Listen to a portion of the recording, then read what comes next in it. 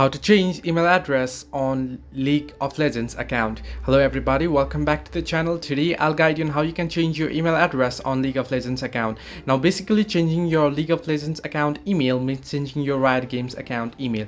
Now to do so, you want to head into riotgames.com on your any device on your browser, and there what you want to do is you want to tap, you'll get an interface like this. You can see you want to tap on three horizontal line icon at the top right, and you want to sign into your account.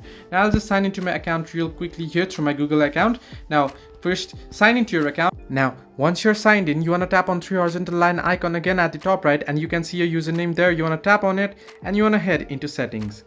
Now, simply tap on settings option and it'll ask you for verification code. Here, you want to enter in your verification code. Now here, as you can see, my settings has opened up. Now, if you scroll down below under personal information, you'll find the option email address.